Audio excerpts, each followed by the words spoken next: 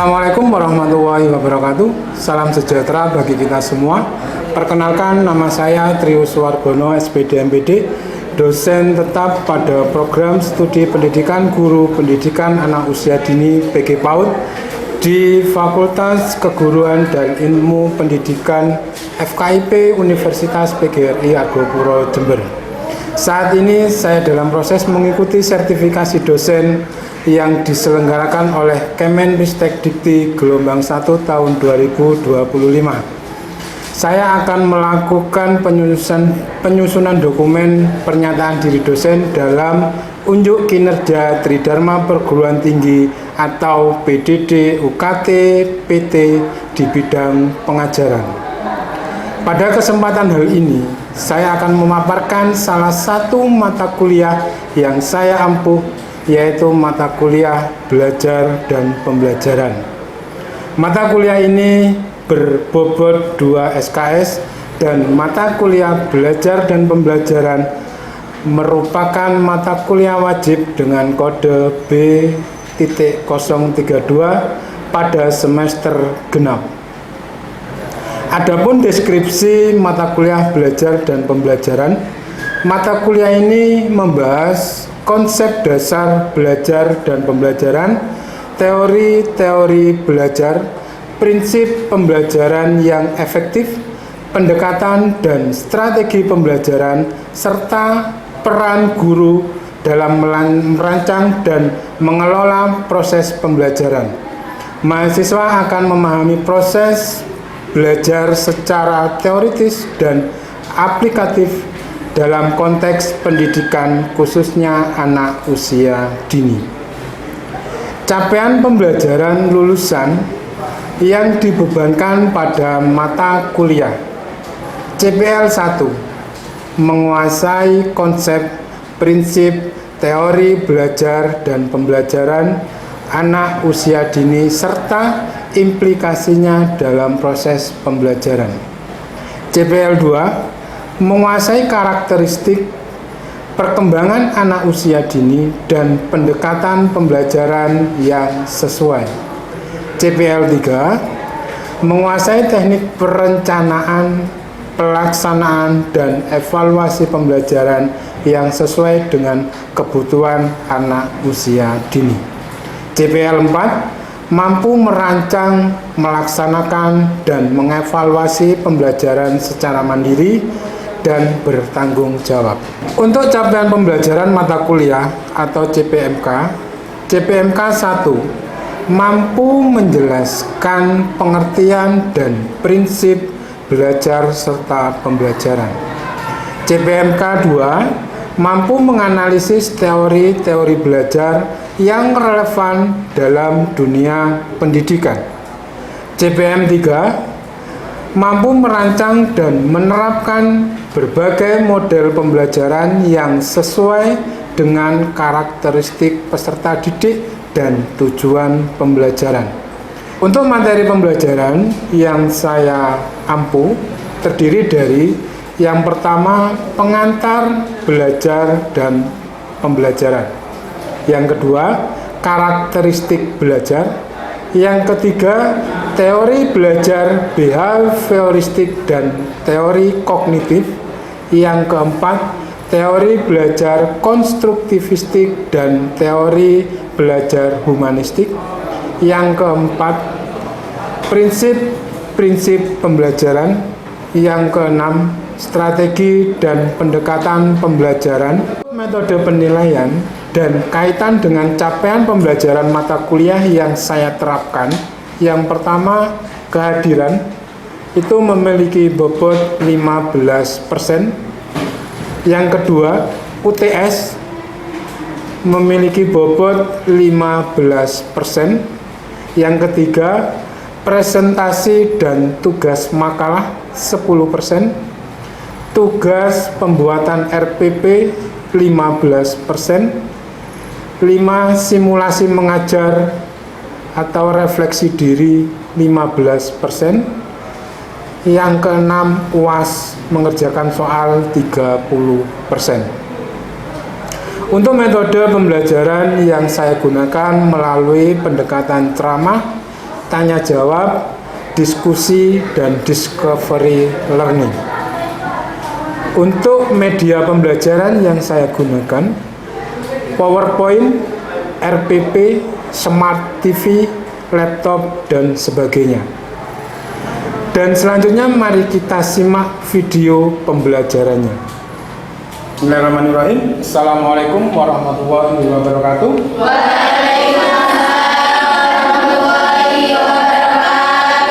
Bagaimana kabar teman-teman hari ini? Alhamdulillah, luar biasa. Allahu Akbar. Yes. Terima kasih atas motivasinya untuk belajar hari ini. Ya, saya buka dulu. Alhamdulillah, Rabbil Alamin, puji syukur kehadirat Tuhan Yang Maha Esa. Kita masih diberi nikmat sempat, nikmat sehat. Kita bisa bertemu, bertatap muka di kuliah hari ini, di mata kuliah belajar dan pembelajaran di pertemuan keempat dalam keadaan sehat walafiat tanpa kekurangan suatu apapun.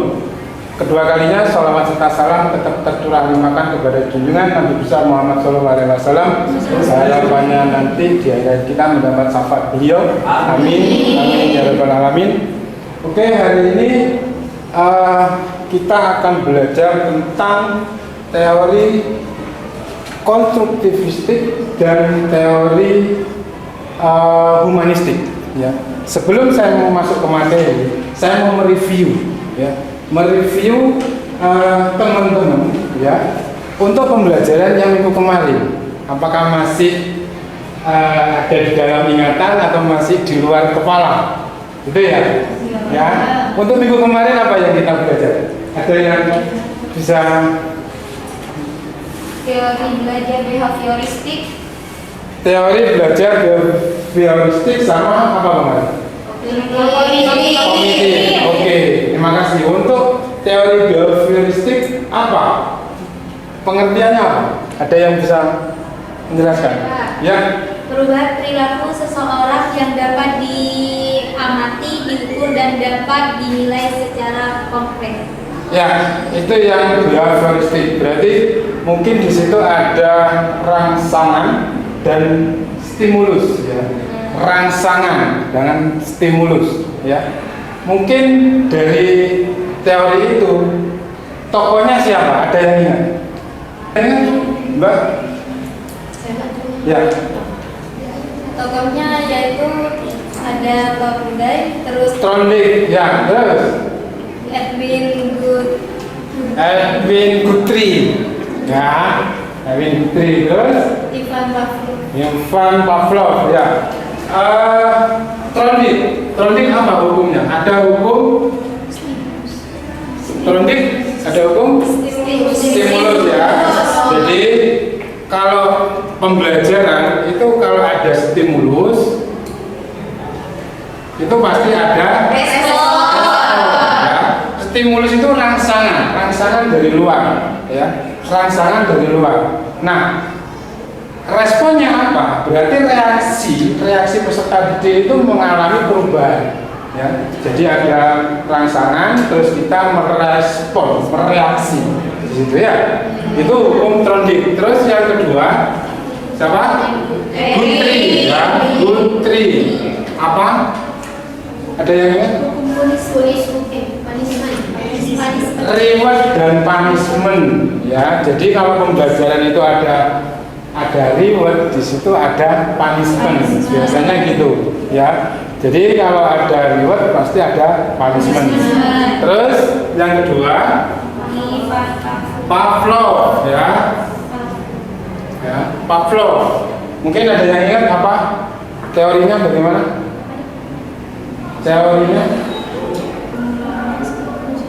Teorinya pengulangan respon. Pengulangan respon. Contohnya mungkin ada contohnya, Mbak? Apa? Anjing yang air liurnya akan keluar. Ya. Apabila diberikan stimulus. Ya, berarti untuk pembelajaran yang dikemukakan Pavlov itu menguatkan bahwasanya pada seekor anjing jika dikasih respon, misalkan anjingnya mau dikasih makan gitu ya, pasti dia akan mereaksi, si anjing itu akan mengeluarkan air liurnya itu menurut teori Pavlov ya. Terus behaviouristik sudah. Yang kedua teori kognitif ya.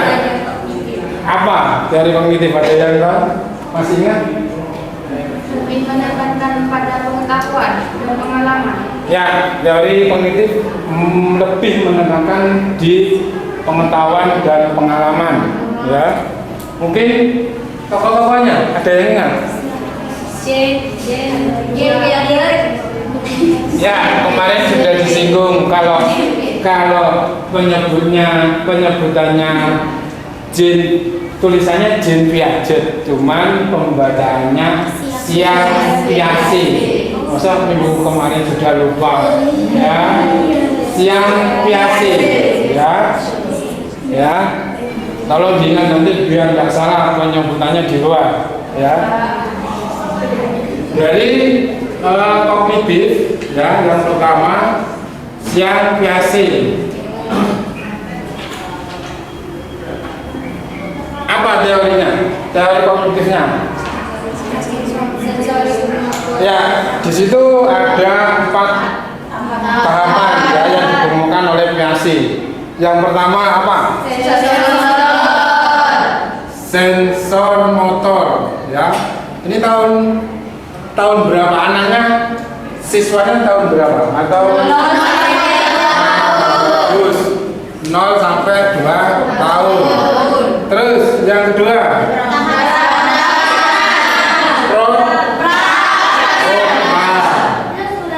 praopsional ya. Ini umurnya berapa? 2 sampai 5 tahun. Ingat berarti ya. Terus operasional. Konkret ya. Umurnya 7 sampai 11. Terus yang terakhir ada formal ya. Umurnya 11 sampai 15. Oke, berarti memorinya masih berjalan. Cuman tadi untuk penyebutannya ya jangan sampai salah ya. Takutnya salah penyebutan nanti orangnya juga salah nanti. Gitu. Oke, untuk pemahaman berarti teman-teman masih ingat ya. Kita lanjut hari ini ke teori yang ketiga dan keempat, yaitu teori pembelajaran atau belajar konstruktivistik dan nanti terakhir teori humanistik ya. Oke, kembali ke laptop. Teori belajar konstruktivistik ya.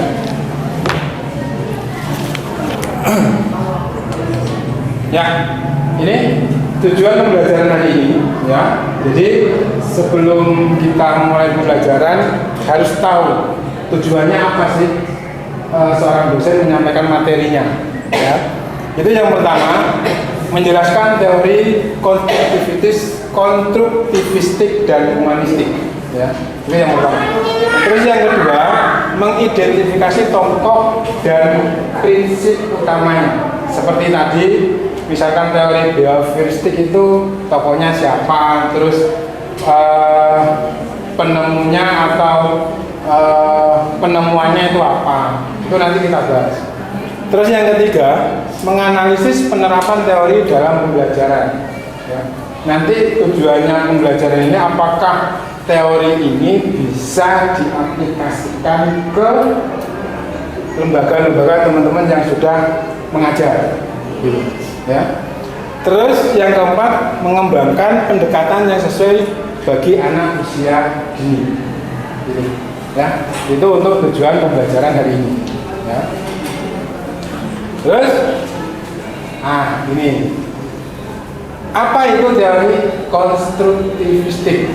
Ada yang tahu? Katakan. Oke, Mbak, siapa namanya? Sinta. Oh, Mbak Sinta. Oh, Mbak Sinta apa? Suatu proses pembelajaran yang membangun. Yang membangun, memang konstruk ya. Membangun apa di situ? ya mungkin bisa membangun motivasinya, membangun suatu pemecahan masalahnya, atau membangun penemuan, ya itu bisa dikatakan di situ, ya untuk teori konstruktivistik, ya. Nah, pengertiannya ini sebenarnya, ya. Belajar merupakan suatu proses pembentukan pengetahuan yang lebih menekankan, ya, pada kebebasan menggali pengetahuan serta upaya mengkonstruksi pengalaman, ya, membangun pengalamannya, ya, sehingga siswa menjadi lebih kreatif dan imajinatif. Maksudnya begini, jadi kalau teman-teman misalkan nanti proses mengajar di suatu lembaga TK atau PAUD, nah teori ini mengajarkan bahwasanya siswa itu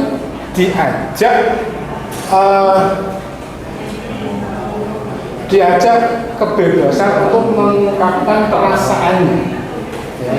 Misal begini, Bu Guru, kemarin saya belajar di rumah itu membuat mainan mainan balok gitu. Jadi dia punya pengalaman di sini, ya. Dia punya pengalaman. Nah, setelah siswanya itu mengungkapkan pengalamannya, si bu guru ini atau si pendidik ini mengajak siswanya untuk belajar mengenai balok yang sudah dibuat di rumah. Jadi untuk meningkatkan pengalamannya, ya. Jadi pengalaman peserta didiknya itu diangkat di suatu pembelajaran, ya, itu, ya, ya, sehingga tercipta lingkungan belajar yang kondusif. Jadi tidak dalam suatu kelas itu tidak monoton, tidak monoton, ya. Jadi apa yang dirasakan siswanya itu nanti diajarkan oleh seorang gurunya, gitu ya. Ya, itu untuk teori konstruk yang membangun. Nah, ini tokoh-tokohnya, ya, sama di teori kognitif, ya. Jadi di teori konstruk, siapa namanya tadi? Siang Piasi, ya, jangan salah lagi, ya, Siang Piasi, ya, itu. Ya. Jadi Piasi ini menekankan bahwasanya pembelajaran itu melalui tindakan, ya, di situ pengetahuan tidak diperoleh secara pasif oleh seseorang, melainkan melalui tindakan. Ya. Jadi suatu pembelajaran itu tidak bisa terlaksana kalau tidak ada tindakan dari seorang muridnya atau peserta didiknya. Itu ya. Itu. Terus yang kedua, Vygotsky, ya. Ini kalau bacanya biasa, ya, Vygotsky. Nah, teorinya Vygotsky itu yang terkenal CPD, ya, Zone of Proximal Development, ya. Jadi siswa mengkonstruksi pengetahuan di bawah bimbingan orang dewasa. Jadi menurut Vygotsky itu pembelajarannya di kelas itu ada bimbingan dari seorang guru atau mentor atau tutor, ya. Jadi ada bimbingan, ya.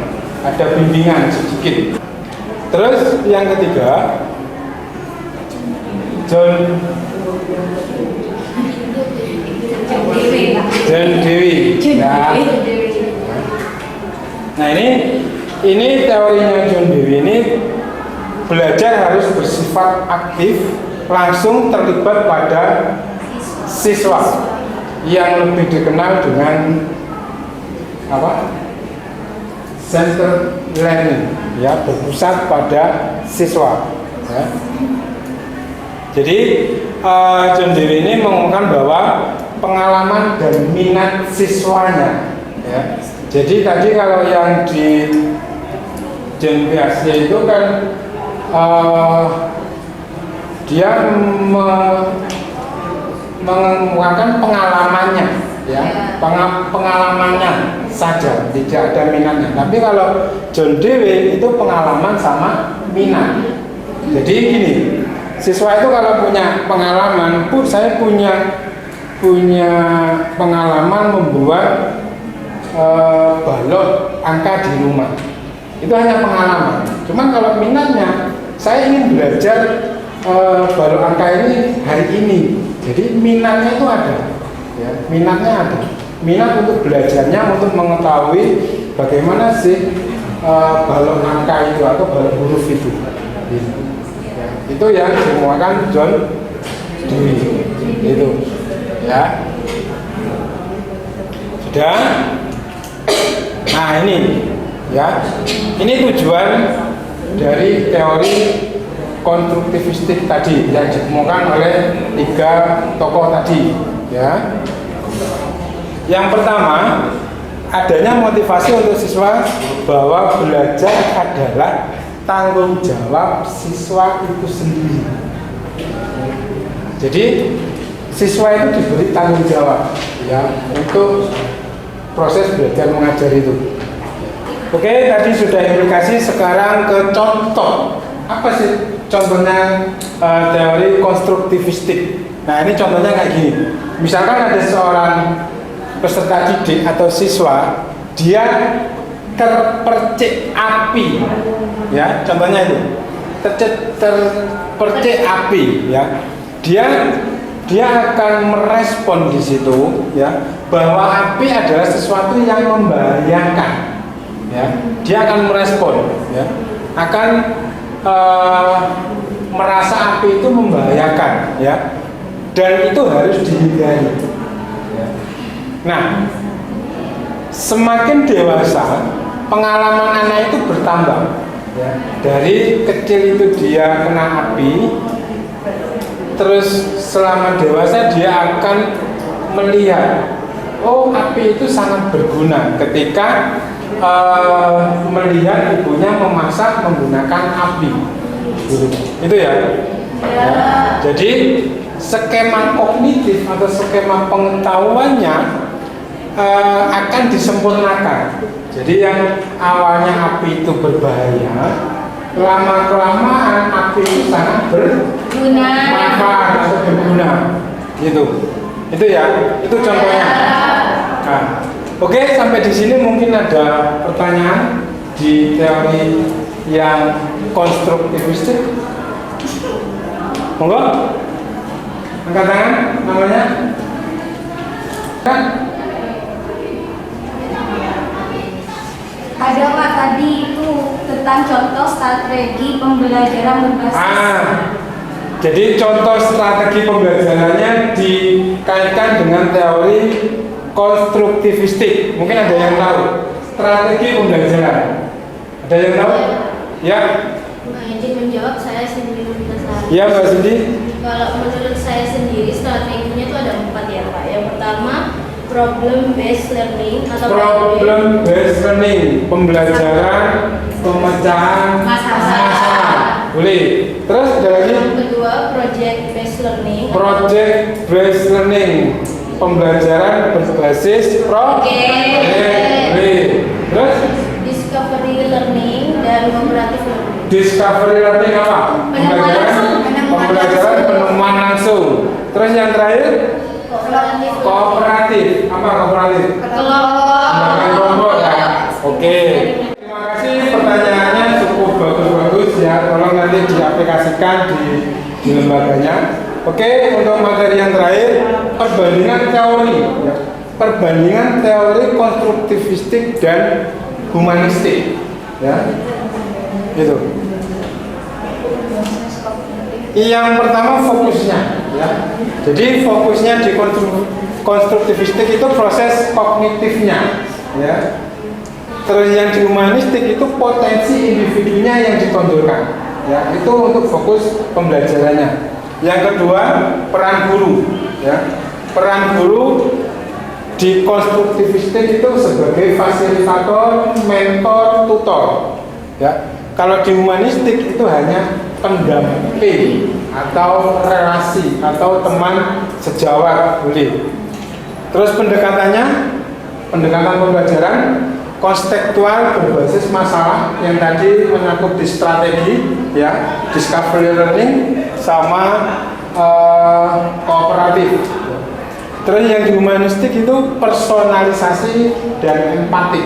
Personalisasi itu pembelajaran setiap siswa menerima materi secara secara utuh, komponennya secara utuh, itu personalisasi.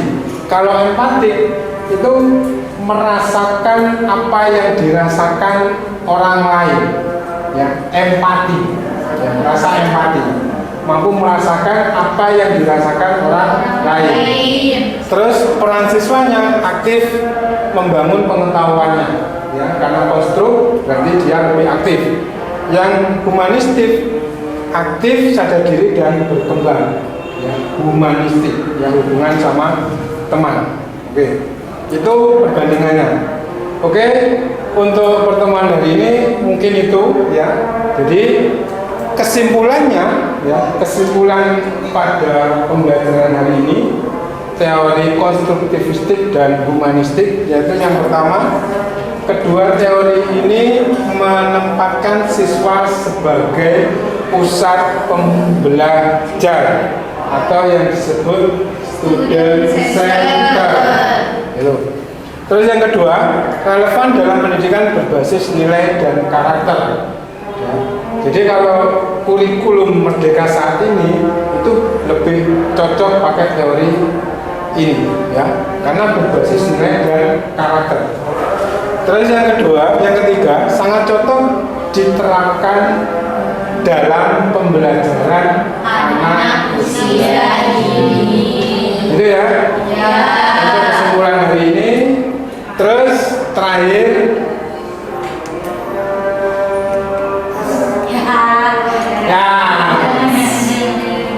tugas, ya.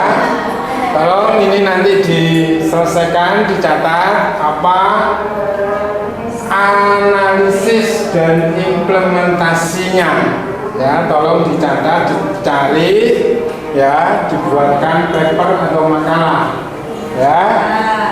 Nanti setelah itu buatkan rancangan pembelajaran. Bisa? Ya. Ini berkelompok apa sih? Mandiri? Boleh berkelompok, soalnya ini istilahnya observasi ke lembaga-lembaga, ya. Kelompok aja, kelompok, ya. Dikumpulkan 2 minggu dari sekarang, ya, sebelum tes, ya. Oke? Siap? Terima kasih, ya. Terus untuk pembelajaran ini sudah cukup. Terakhir ada yang ditanyakan? Minggu depan saya tes lagi pemahamannya biar tidak salah penyebutan nama tokoh. Ya. Oke, ya. Oke. Kalau dirasa cukup untuk pertemuan hari ini saya cukupkan sekian. Mudah-mudahan apa yang kita pelajari hari ini menjadi tambahan ilmu yang bermanfaat dan barokah. Untuk pertemuan hari ini saya cukupkan sekian dan saya akhiri dengan ucapan Assalamualaikum warahmatullahi wabarakatuh. Demikian video pembelajaran yang saya buat guna untuk melengkapi persyaratan sertifikasi dosen tahun 2025. Akhirul kalam. Assalamualaikum warahmatullahi wabarakatuh.